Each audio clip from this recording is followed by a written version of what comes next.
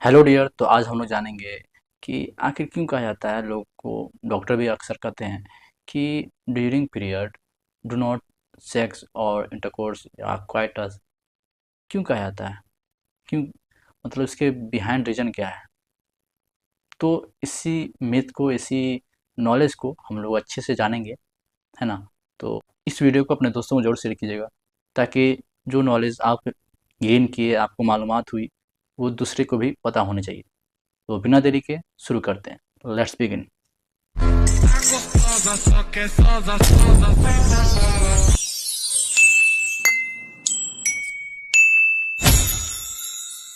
तो पहला पॉइंट है, नॉर्मल और सिंपल रीज़न है कि पीरियड के टाइम पे फीमेल का बॉडी से ब्लड बाहर निकलता है और यूट्रस भी थोड़ा ओपन होता है, खुला होता है ना। तो इस टाइम पे फीमेल जब मेंस्ट्रुएशन करती रहती है, यानी कि पीरियड आया रहता है, ब्लडिंग बाहर हो निकलते रहता है, यूट्रस ओपन रहता है, तो इस टाइम पे फीमेल इंटरकोर्स करती हैं या इंटीमेट होती हैं, तो क्या होता है?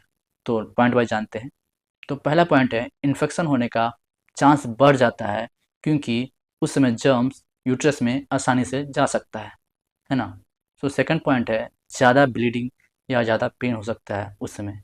थर्ड पॉइंट है, दोनों पार्टनर को डिस्कम्फर्ट या गंदगी, स्मेल, इरिटेशन वगैरह वगैरह चीज़ें हो सकता है ना। तो ये नॉर्मल रीज़न था कि फीमेल अगर इस दौरान करती हैं, इंटीमेट होती हैं, तो क्या-क्या हो सकता है, ये नॉर्मल रीज़न है। अब आते हैं हम साइंटिफिक रीज़न, साइंस क्या कहती है ना? चलिए जानते हैं साइंटिफिक रीज़न। पहला पॉइंट, तो पहला पॉइंट है इन्फेक्शन रिस्क। इसमें क्या होता है कि पीरियड के दौरान वो जो यूट्रस होता है, जिसे हम सर्विक्स कहते हैं, उसका माउथ ओपन होता है, जिससे बैक्टीरिया, वायरस ईज़ी वे में इंटर कर सकता है और PID, pelvic inflammation disease cause कर सकता है, इरिटेशन कॉज़ कर सकता है। तो ये रीज़न है पहला। सेकंड पॉइंट जानते हैं। सेकंड पॉइंट है इंडोमेट्रोसिस रिस्क। तो कुछ स्टडी बताती हैं कि जब फीमेल पीरियड के दौरान, यानी मेंस्ट्रुएशन जब होता रहता है, तो उस समय अगर इंटीमेट होती हैं, तो ब्लड जो है वापस यूट्रस के अंदर चल जाता है और यूट्रस में जाने के बाद इंडोमेट्रोसिस काउज़ करता है। और इंडोमेट्रोसिस एक यूट्रस कंडीशन है जो बहुत ही पेनफुल है और बहुत ही खतरनाक है ना।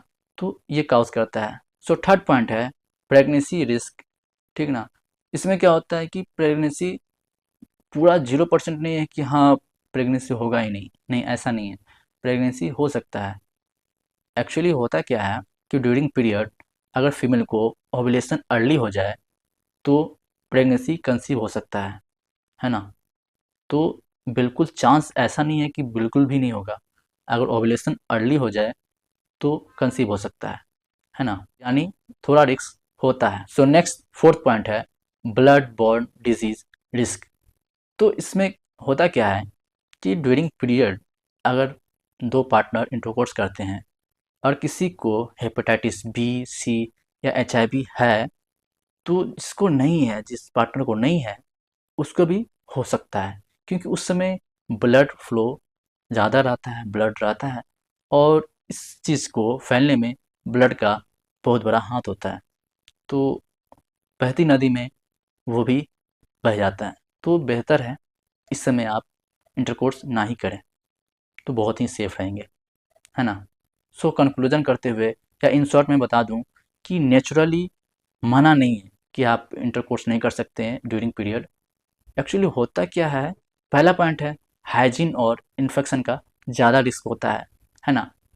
सेकंड पॉइंट है पेन और डिस्कम्फर्ट का रिस्क होता है, यानी कि फीमेल को पेन हो और डिस्कम्फर्ट होता है, तो ठीक नहीं होता उस समय।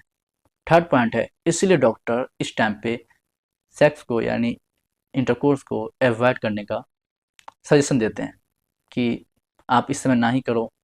तो इस सब से रिस्क, जितनी भी बेकार की चीज़ें हैं जो हो सकती है, उस सब से आप बच सकते हैं। तो समझ में आया आपको? नहीं समझ में आया तो कमेंट में बताइए, मैं कोशिश करूँगा इसको और अच्छे से एक्सप्लेन करने का, अगर नहीं हो पाया तो। अदरवाइज़ कैसा लगा वीडियो कमेंट ज़रूर बताइएगा। Thanks for watching guys.